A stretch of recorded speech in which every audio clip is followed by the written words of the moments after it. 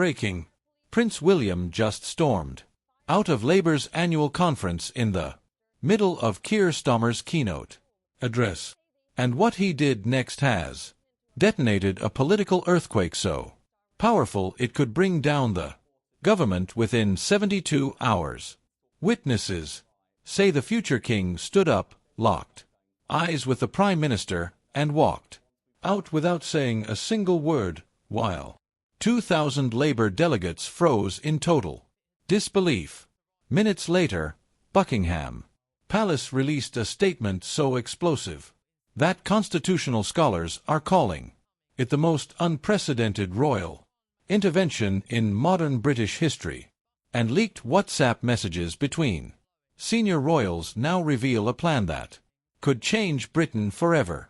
If you want to understand how this constitutional meltdown ends, hit subscribe right now, because the next 48 hours will decide the future of the United Kingdom. Here's what triggered the most dramatic royal intervention since 1936.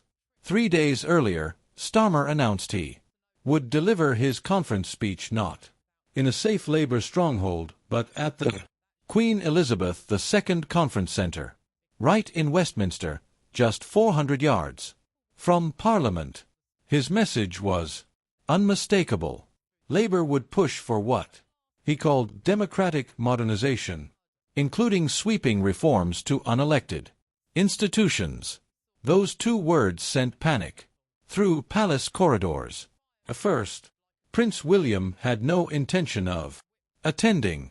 Royal protocol forbids direct involvement in party politics. The monarchy stays neutral. It stays silent. It stays above the fight. But at 9:47 a.m. yesterday morning, everything changed. Insiders say William received a top-secret briefing from his private secretary containing leaked excerpts from Starmer's planned speech. What he saw in those pages forced him to make a decision that shattered 300 years of royal political neutrality.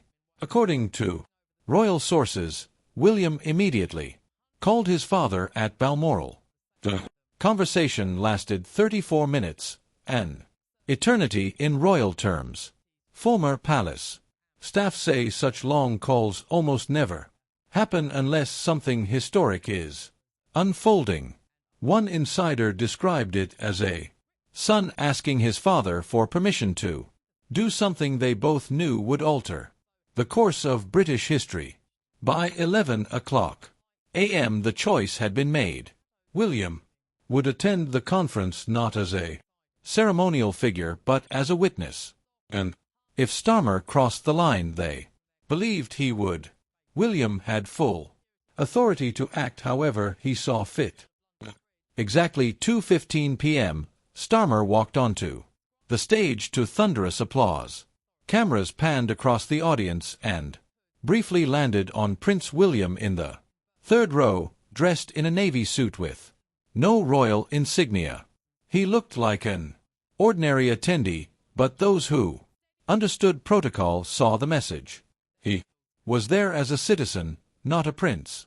For 20 minutes, William sat motionless, calm, unreadable. Then at minute 23, the moment that changed everything, Starmer said, "Britain in 2025 cannot be governed by institutions designed in 1725. We will modernize every unelected body that wields power without accountability. The House of Lords will be abolished. The honors system will be reformed. And yes, if necessary, we will re-examine the constitutional role of the monarchy." The room erupted. Cheers, gasps, shock, but Prince William went dead still. Witnesses say his face drained of color, his jaw tightened, and his hands gripped the chair so hard his knuckles went white. For 47 seconds, he didn't move. Then, without warning, he stood. No announcement, no hesitation. Just a long, piercing stare straight at Star. And then, he walked toward the Exit. 2,000 people watched in stunned silence as the future King of England walked out on the Prime Minister during a live national broadcast. Starmer froze mid-sentence. His teleprompter was useless. History was unfolding in front of him, and he knew it.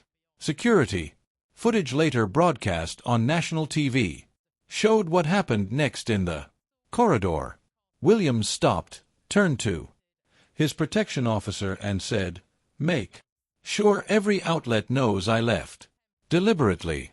This wasn't a break. This was a statement. But the political shock wave was just beginning. Across Britain, thousands of pensioners already struggling under Labour's new means testing rules were telling their stories. Real people facing brutal choices. A 72-year-old former nurse skipping meals. A 68-year-old widow sitting in darkness after 6 p.m. 81-year-old ex-miner saying he won't vote Labour again because they attack the Queen's grandson while we choose between medicine and food. While the Prime Minister talked about restructuring the monarchy, millions of ordinary, working-class Brits were suffering and they felt betrayed. Veterans groups issued a blistering statement. While we freeze, he fights the crown. The anger was spreading. Videos were going viral. Lifelong Labour voters were turning on the party in real time. And then something happened that no one in Britain has witnessed in the television era. At 6:32 p.m., just 4 hours after William's walkout, King Charles addressed the nation directly. Not a palace statement, not a written press release, a live personal broadcast across every major network. Standing in the drawing room at Balmoral, Charles looked into the camera and said, "The Crown exists to serve the British people, to provide stability, continuity, and unity in times of division. My son acted today not in defiance of democratic politics but in defense of the constitutional balance that has served this nation for centuries. When that balance is threatened, silence becomes complicity. We will not be silent." It was seismic. Experts called it the most politically charged royal statement since the abdication crisis of 1936. Former Supreme Court Justice called it politically nuclear, and palace insiders claim Charles rewrote the statement 7 times, removing diplomatic language and replacing it with blunt warnings that made advisers visibly nervous. They begged him not to choose sides. He replied, "I'm not choosing sides. I'm choosing Britain." But what came next turned a constitutional crisis into a full political meltdown. And within minutes, everything inside the palace shifted. Senior aides were split. Half of them warned William that stepping in now would drag the monarchy into a political storm. The other half said the country was heading toward a constitutional disaster and that if he stayed silent it would be the biggest mistake of his life behind the scenes. The cabinet was scrambling. Emergency calls were made. Ministers were begging the palace not to escalate the situation. One even warned that if William refused again, it could trigger the most serious standoff between the Crown and the government in decades. But the real shock came at 3:21 p.m. For the first time in years, Kensington Palace released a statement that didn't go through Downing Street, and the message was unmistakable.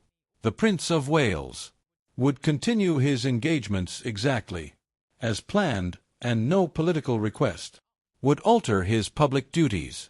That word, political, hit like an explosion. It was